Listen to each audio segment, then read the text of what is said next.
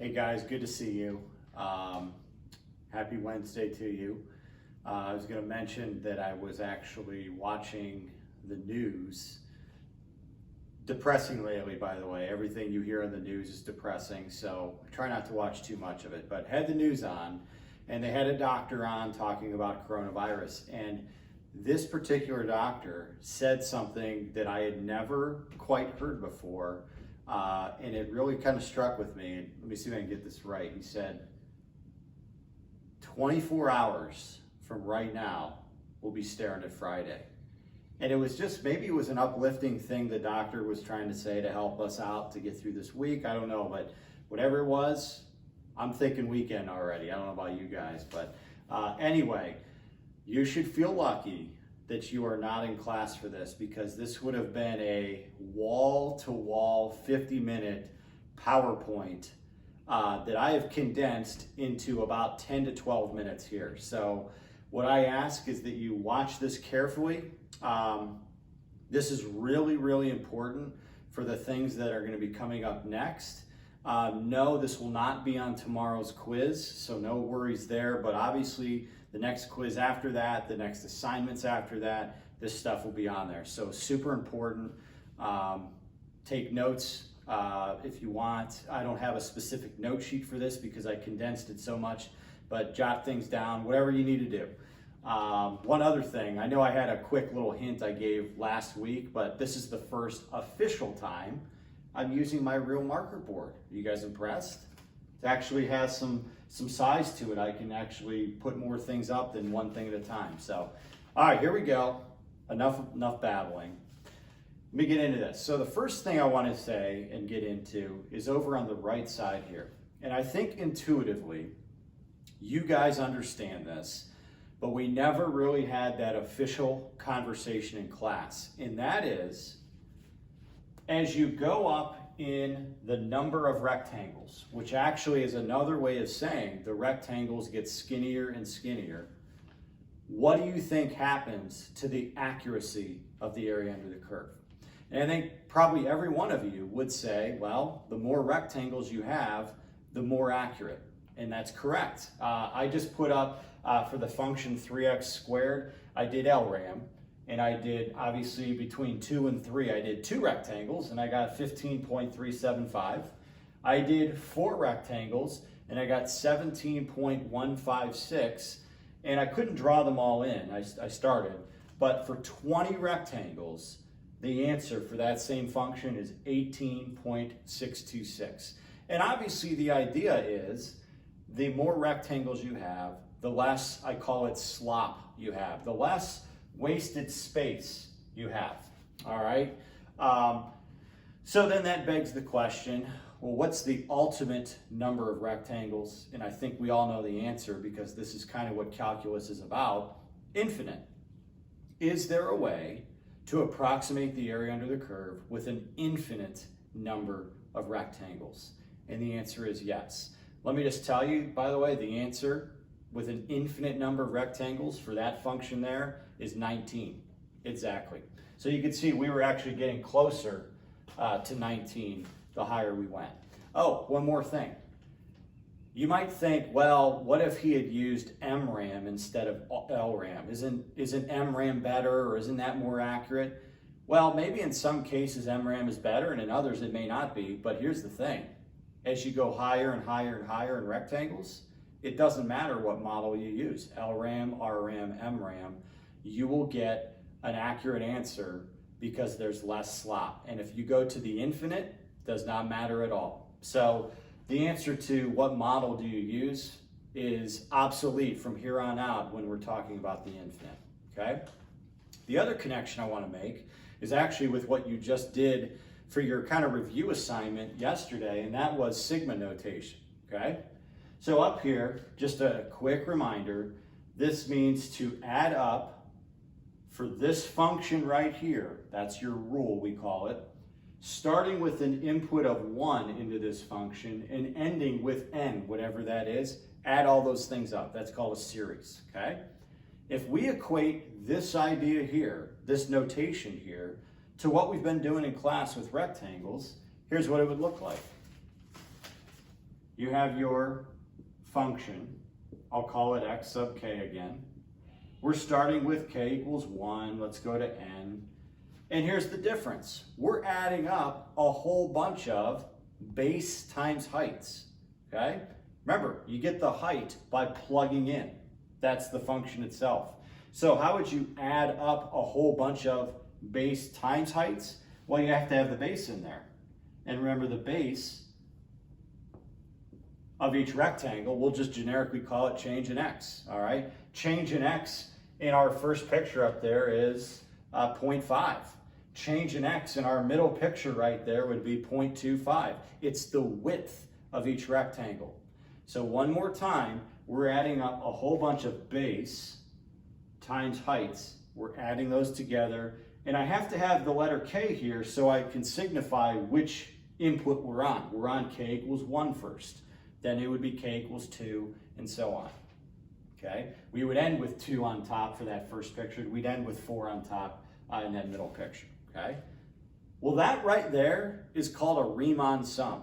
The mathematician George Friedrich Riemann is the guy who popularized this concept of adding rectangles to approximate area. Not the exact area, because we're not there yet, but to approximate area. Okay?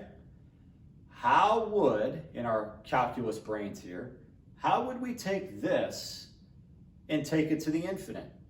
Real easy. You write the same thing. So we're adding up from k equals 1 to n, a whole bunch of base times heights.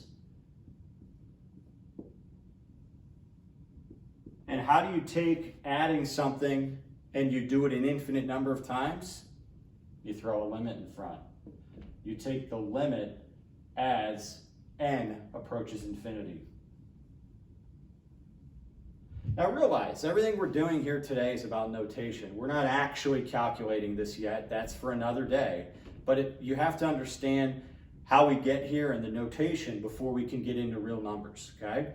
So right there, this right here is the notation for the exact area under the curve, because it takes an infinite number of base times heights and adds them up an infinite number of times. That'll get you the exact area. Guess what it's time for? A reference to my favorite mathematician, Leibniz. The brilliance of Leibniz has shown himself throughout the year many times, and here's another biggie. I don't quite know how it went down, but I imagine one day Leibniz was looking at this complicated notation for an infinite number of rectangles and said, man, these silly people, they make things so complicated. Look at all the letters and symbols there. And he thought to himself, you know what, being Leibniz, I'm a pretty smart guy. I'm going to simplify this. I'm going to make this easier. So here's what Leibniz came up with. He decided that this Greek letter for sum, sigma, along with this symbol for a limit approaching infinity, from 1 to n, could all be captured with, instead of the Greek letter for sum, the Roman letter for s, or sum, which is this. That right there means all of this. It means to add up an infinite number of times, okay? Then he went on, he said, you know what? Since it doesn't matter what model we use, it doesn't matter if it's LRAM, RRAM, or MRAM, none of those details really matter as long as you're doing an infinite number of times. Let's again make this simple. Let's forget the sub k. We don't even have a k anymore. Let's just call this f of x.